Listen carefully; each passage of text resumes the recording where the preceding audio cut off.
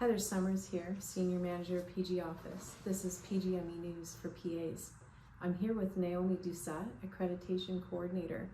I'm hearing about an accreditation coming soon. Naomi, can you tell us more about that? What is accreditation and who is mandating it? Hi Heather, thanks for giving me the opportunity to talk about accreditation and our on-site review happening May 5th to May 10th, 2024. So what's going to happen during this on-site review is the Royal College of Physicians and Surgeons of Canada and the College of Family Physicians of Canada are going to send reviewers to come accredit our programs and our institution. It starts on a Sunday? Yeah, well, kind of. So on Sunday, we have a reception for all PDs and faculty leadership, and we'll be welcoming over 100 different faculty members and residents over the country that the colleges are sending, who will act as our reviewers. So a nice little party to get started. We like parties, but that sounds like a lot of people. What is this accreditation for, and why do we need to do it? Very good question. So accreditation is basically part of our continuous quality improvement process. So it's put in place by the colleges to make sure or to identify the areas for improvement of each program and our institution, but also identify what we do well. So really the colleges are trying to make sure that our programs are well equipped to train and develop independent medical practitioners. Wow, so it's meant to ensure that there are best practices in place and that we're meeting all the standards then? Yes, exactly. There will be 9 standards against which we will be reviewed, so all programs and the institution. And this year there's actually a standard just for program administrators. That's interesting. So what tools do we have in place to capture all this information?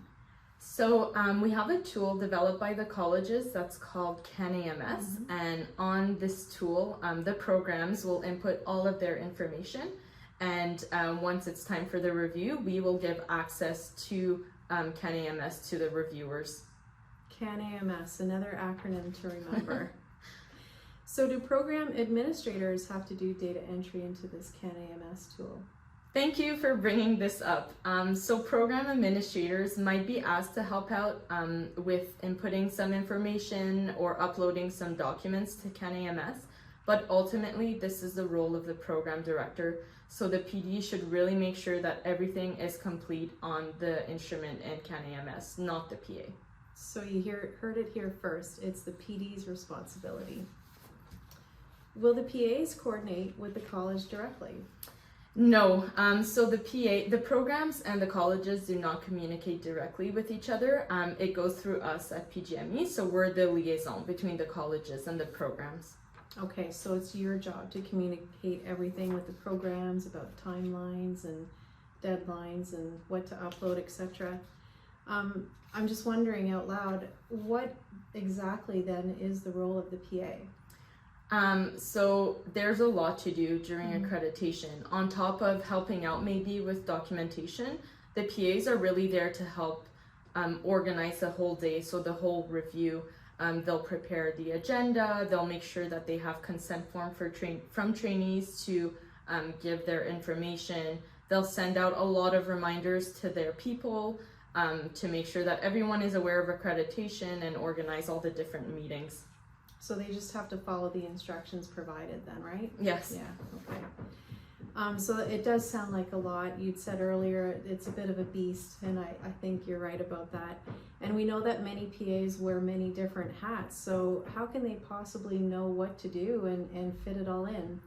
So this is where we come in. PGME is here to support PAs and programs. We'll put in place we have a lot of templates to guide PAs. We'll give timelines. There'll be a lot of training to be given, a lot of meetings. So the PAs are well supported through our office. That's to make sure everything goes well. Sounds good. Sounds like a lot of resources will be available and a lot of help there. And it sounds to me like this accreditation is really important. But I am hearing that all the hospital and faculty leadership are on board to support as well.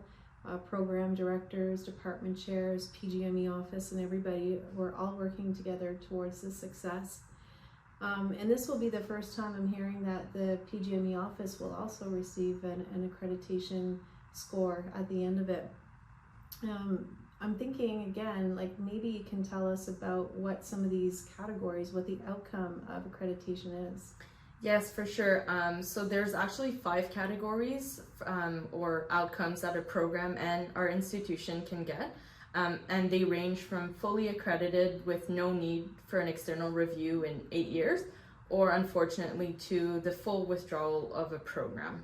We don't want that. No. All right, well, again, it sounds like a lot of effort, Naomi, and I'm wondering if you can tell us what supports are in place. Again, PGME is here to help everyone, all programs, PAs and PDs. We really want everyone to be successful. So if there's anything, any questions, feel free to connect with me, the PGME Accreditation Coordinator. More than just a coordinator, she's the expert. With Naomi on our team, I'm sure we'll achieve grand success. And with that, thank you for all this information and for your time here today, and wishing everybody grand success in the process. Thank you. Thanks, Heather.